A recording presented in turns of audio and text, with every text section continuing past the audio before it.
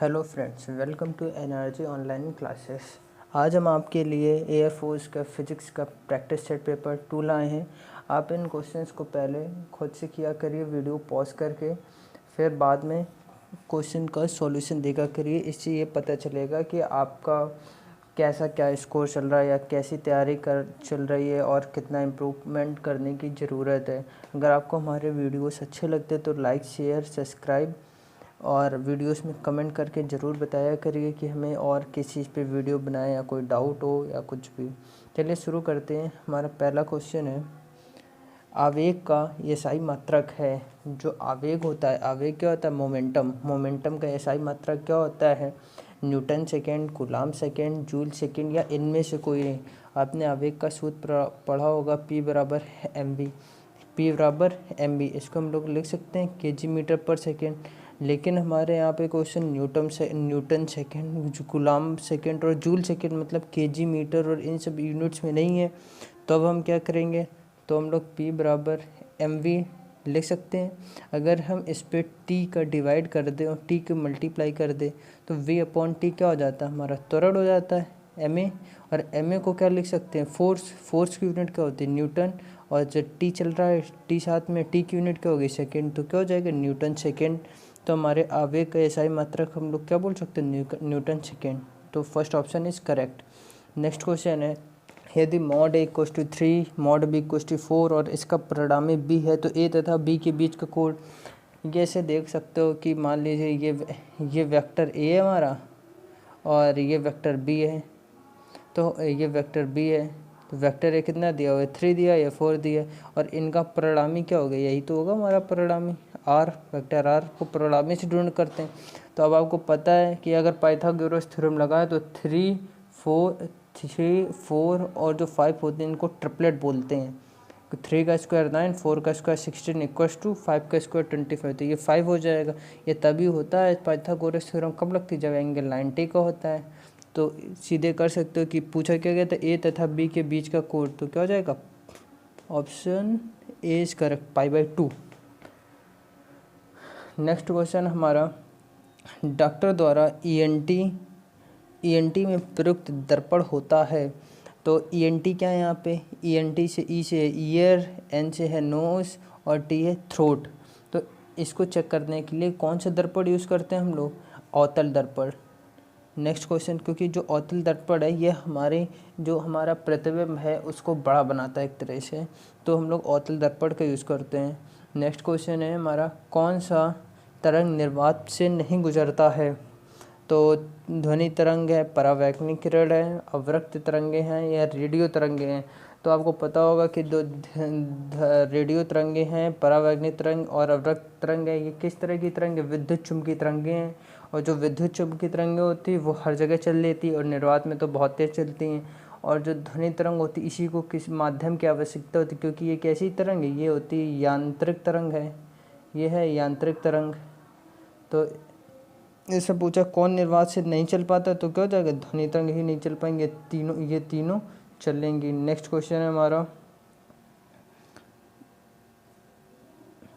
लंबे धारावाही चालक तार में चुंबकीय क्षेत्र की दिशा होती है। एक लंबे धारावाही चालक मतलब long straight current carrying conductor में जो मैग्नेटिक फील्ड होता है उसकी डायरेक्शन क्या होती है? हम इसको direction right hand thumb rule से निकालते हैं कि अब राइट हैंड में एक तार को ले लीजिए और जो थंब है ये दिशा तुम्हारी धारा की दिखाई दीजिए और जो 4 फिंगर हैं ये हमारे दिशा किसकी दिखाएंगी? चुंबकीय क्षेत्र की। तो जो चुंबकीय क्षेत्र होती है लंबे धारावाही चालक में वो होती है हमारी तल के लंबवत। तो ऑप्शन 4 इज करेक्ट है, क्योंकि 2 और 3 दोनों तल के लंबवत हैं। क्वेश्चन नंबर 6 है हमारा, यदि ये एक इकाई सदिश है तो C का मान क्या होगा? ये अगर इकाई सदिश है तो C का मान क्या होगा?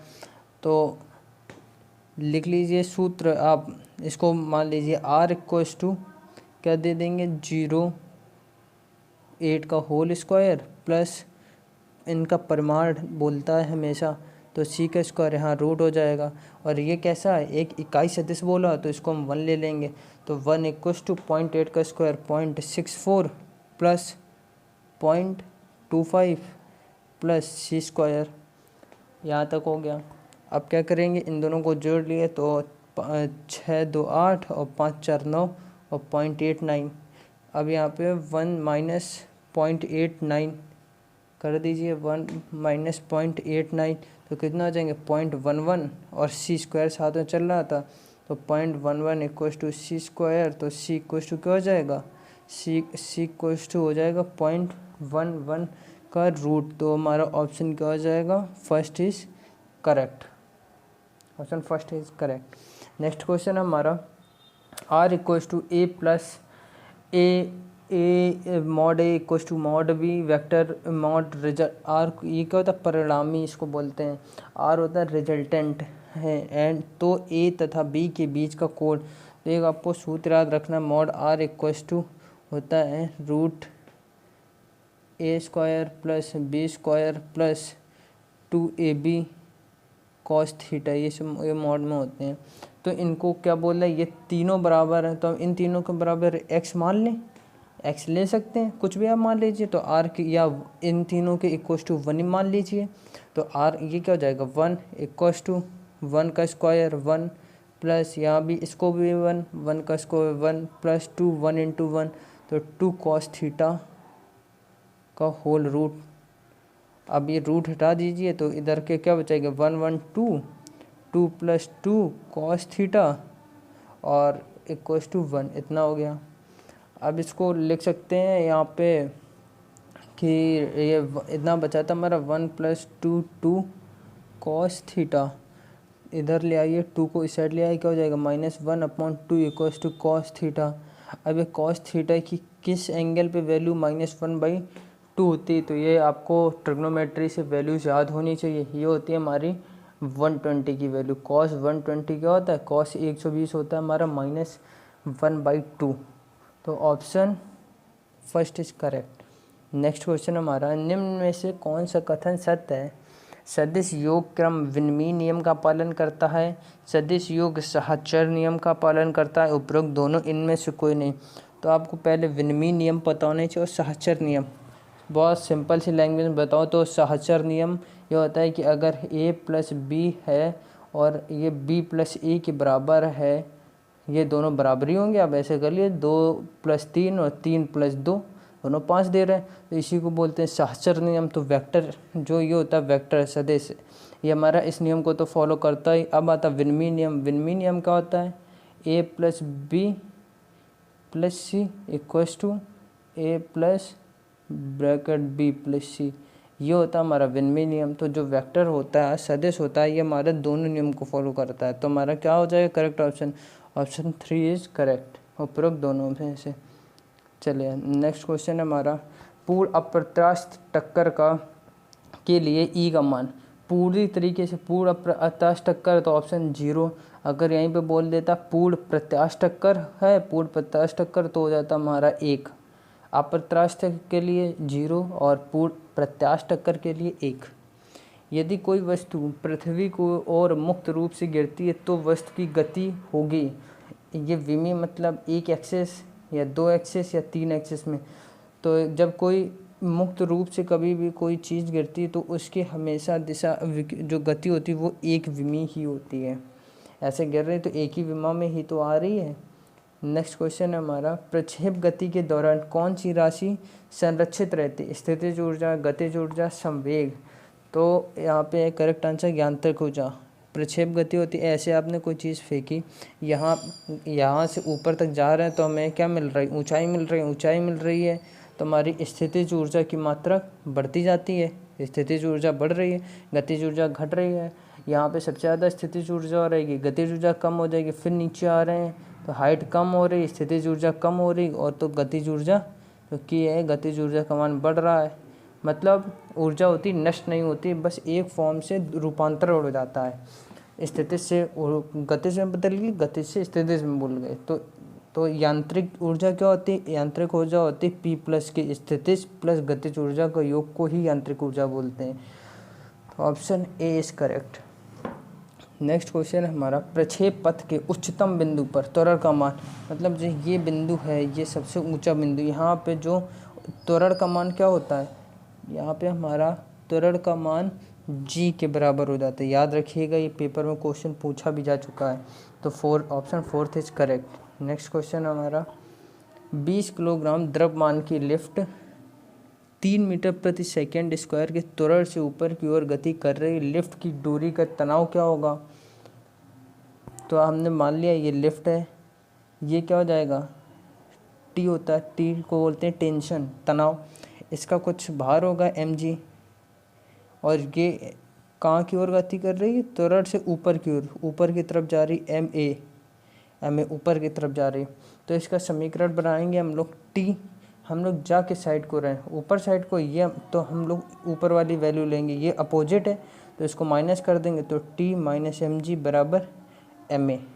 तो टी बराबर क्या हो जाएगी, m common g plus a, इतना हो गया। अब तुम यहाँ से देख सकते हो m का मान कितना दिया 200, और g का मान 10 और a का मान 3 दिया हुआ। तो 200 10 प्लस 3 13, और 13 दूनी 26, तो क्या हो जाएगा 2600 न्यूटन। फर्स्ट जो टेंशन होता है ये एक तरह से बल ही होता है, तनाव तो होता है बल, तभी देखिए इसकी मात्रा भी क्या है, न्यूटन में। तो option A is correct. Next question है हमारा, यदि घर्षण कोण cos इनवर्स 4/5 हो तो स्थैतिक घर्षण गुणांक का मान होगा। तो घर्षण गुणांक का सूत्र होता है म्यू बराबर tan थीटा, और यहाँ पे दिया हुआ हमारा theta equals to cos inverse 4/5। तो हम इसको लिख सकते हैं cos theta equals to 4/5 cos theta equals to, तो ये क्या दिया हुआ हमारा आधार बटे कड़ दिया हुआ, और tan थीटा क्या होता है हमारा p/b लंब बटे आधार। तो लंब हो जाएगा हमारा 3 और आधार कितना हो जाएगा 4। तो यही, और घर्षण गुणांक क्या होता है म्यू बराबर tan थीटा कितना हो गया 3/4। तो आंसर क्या हो जाएगा 3/4, option 3 is correct. Next question है हमारा, एक कार तथा ट्रक की गतिज ऊर्जा समान है, यदि ट्रक का भार कार के भार का 16 गुना है तो ट्रक तथा कार के संवेगों का अनुपात। तो सूत्र क्या होता है हमारा k बराबर p²/2m होता है, ये दिया है। और क्या बोल रहे हैं, यदि ट्रक का भार कार के भार का 16 गुना है, तो जो ट्रक का भार है मान लीजिए mt, ट्रक का भार कितना 16 गुना है mc के, ठीक है। अब के दोनों के बराबर है तो हम ये लिख सकते हैं pt का whole square upon 2mt equals to pc का होल स्क्वायर, ये कार का संवेग हो गया 2mc 2 से 2 कैंसिल हो गया। अब क्या दिया हुआ हमें mt बराबर क्या दिया 16 mc, और पूछा गया है ट्रक तथा कार का संवेग। तो लिख सकते हैं pt अपॉन pc का whole square equals to mt upon mc, और mt की वैल्यू पता है कितनी दी गई 16 mc। चलिए इधर करते हैं pt अपॉन pc का होल स्क्वायर बराबर क्या दिया गया था mt अपॉन mc आया था, mt की वैल्यू 16 सी थी, तो 16 mc अपॉन mc ये कट गया, 16 अपॉन 1 स्क्वायर लगाया, रूट कर दो इस साइड, तो क्या हो जाएगा pt अपॉन pc 4/1। इनके संवेग क्या हो जाएगा 4/1 अनुपात। तो option 4 is correct. Next question है हमारा, चलिए नेक्स्ट क्वेश्चन है हमारा ये, किसी अक्ष के परित कोणीय वेग ओमेगा से घूमते हुए किसी पिंड के जड़त्व आघूर्ण I तथा कोणीय संवेग J के बीच संबंध क्या होता है। तो वैसे तो सूत्र अगर हम बताएं तो J बराबर I ओमेगा होता है।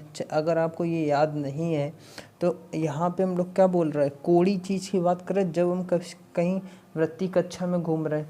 और जैसा ये सूत्र कैसे होता है, ये हमारा जैसा रेखीय संवेग होता है P बराबर mv, वैसे ये निकल के आता है। अब हम लोग, अगर आपको रेखीय संवेग याद है, रेखीय संवेग का सूत्र याद है, कोणीय संवेग नहीं याद तो आप उससे बना सकते हैं। कैसे, जो कोणीय संवेग होता है उसको J से करते हैं, रेखीय संवेग को हम लोग P से डिनोट करते हैं। कोणीय संवेग में भार को m से डिनोट करते हैं, रेखीय संवेग में भार को जड़ताघूर्ण बोलते हैं, अरे कोणीय संवेग में जड़ताघूर्ण बोलते हैं, और I से डिनोट करते हैं। और रेखीय संवेग में वेग को v से करते हैं, कोणीय संवेग में वेग को कोड़ी वेग को ओमेगा से करते हैं तो P बराबर एम बी होता है, तो J बराबर आई ओमेगा हो गया, तो option second is correct. Next question हमारा, पृथ्वी का पलायन वेग वी है, उस ग्रह का पलायन वेग क्या होगा जिसका द्रव्यमान एवं त्रिज्या दोनों पृथ्वी से दोगुने हैं। तो वी ई इक्वस टू होता है हमारा फॉर्मूला √2 GME/R। तो हमारा m क्या कह रहा है, m को हम लोग दोगुना करा रहे हैं तो ये दोगुना कर दिए, r क्या कर रहा है दोगुना, लेकिन ये दोनों कट जाएंगे तो कोई फ़र्क नहीं पड़ रहा है, तो v इक्वस टू क्या हो जाएगा, v ही रहेगा हमारा, v dash equals to v आ जाएगा, मतलब option A is correct.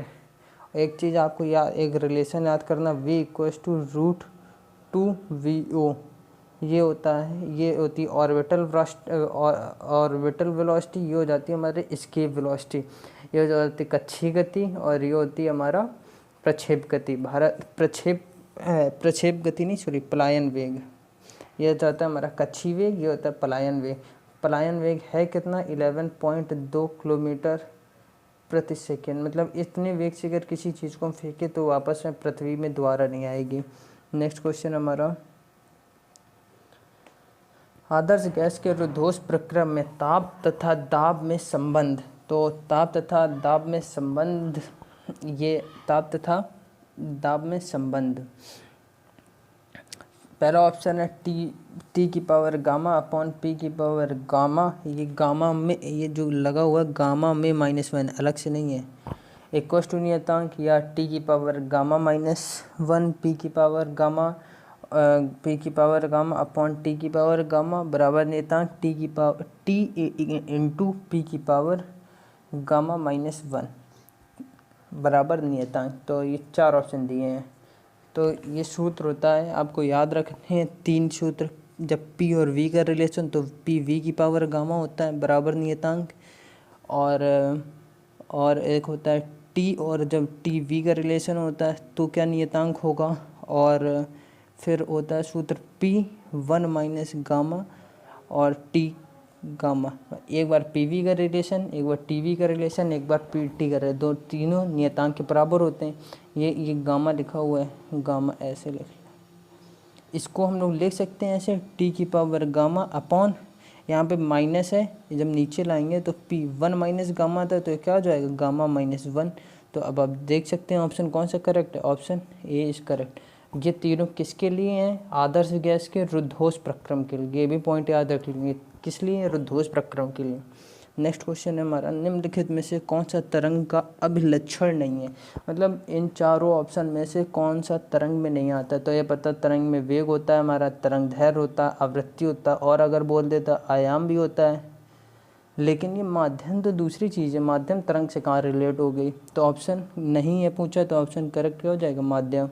Next question हमारा, वैद्युत क्षेत्र की तीव्रता का मात्रक पता है सूत्र, E बराबर -dV/dr। तो V क्या होता है, V की विमा वोल्ट, और जो R होती है, R किस में आपते हैं, मीटर में, तो V/m, जो माइनस दिशा है ये दर्शाता है कि ये और ये दोनों एक दूसरे के उल्टे होते हैं, तो option 2 is correct, V/m। Next question, 1 electron volt बराबर, सारे अधिकतर लोगों को ही पता होगा, 1.6 × 10⁻⁻19 joule, option A is correct. Next question है, वैद्युत धारा घनत्व का अपवहन वेग VD, अपवहन वेग ड्रिफ्ट वेलोसिटी बोलते हैं, में संबंध। तो जो धारा घनत्व होता है ये होता है J बराबर I/A, और ड्रिफ्ट वेलोसिटी का सूत्र होता है I बराबर NEAVD।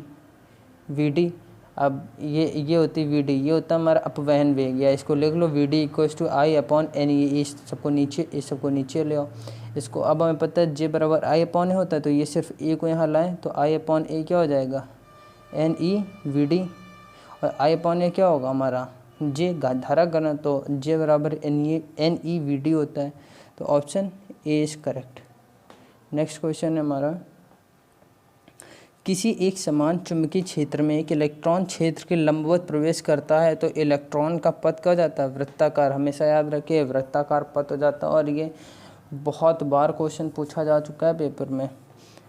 चलिए नेक्स्ट क्वेश्चन हमारा, एक संभव प्रिज्म न्यूनतम विचलन की स्थिति में यदि आपतन कोण प्रिंस कोड का 4/5 गुना है तो न्यूनतम विचलन कोड क्या होगा? तो न्यूनतम विचलन कोड क्या हो जाएगा? यदि अब यहाँ पे क्वेश्चन को ध्यान से पढ़िए, क्या बोल रहा है? संभाव प्रिज्म में जिसकी भुजाएं सारी बराबर हो, तो ये कोड है, मतलब कोड क्या हो गया? 60 हो गया। ये क्या प्रिज्म का कोड है, तो अब सूत्र होता है A प्लस डेल्टा एम बराबर 2i। आई होता है हमारा आपतन कोड, डेल्टा एम होता है विचलन कोड, ए होता है प्रिज्म कोड। तो प्रिज्म कोड ए बराबर कितना दिया है? 60 दिया है। और क्या कह रहा है? प्रिज्म कोड है आपतन कोड प्रिज्म कोड का 4/5 गुना, मतलब जो आई है वो 4/5 किसका है? प्रिज्म कोड का। तो ए बराबर क्या है? 60 दिया हुआ है, तो यहाँ पे 60 लिख दीजिए। तो 12×5 = 60, तो आई क्या हो जाएगा? 48 हो गया। ये 48। फिर ये सूत्र होता है हमारा ए प्लस डेल्टा एम बराबर 2i। तो ए कितना हो गया? 60 प्लस ये क्या हो जाएगा? Delta M. आई निकालना, तो आई कितना? 48 आया था, 48 96। तो डेल्टा एम का मान कितना हो जाता है हमारा? 36 डिग्री। तो option 4 is correct. Next question हमारा, रेडियो एक्टिव पदार्थ उत्सर्जित नहीं करते हैं। रेडियो एक्टिव पदार्थ क्या नहीं उत्सर्जित करते हैं? एक ऑप्शन है इलेक्ट्रॉन, प्रोटॉन, और जो अब देखो आपको पता होगा अल्फ़ा बीटा गामा 3 करते हैं। तो अल्फ़ा बीटा गामा, अल्फ़ा क्या होता है? एक तरह से क्या होता है? हीलियम नाभिक होता है 2He4।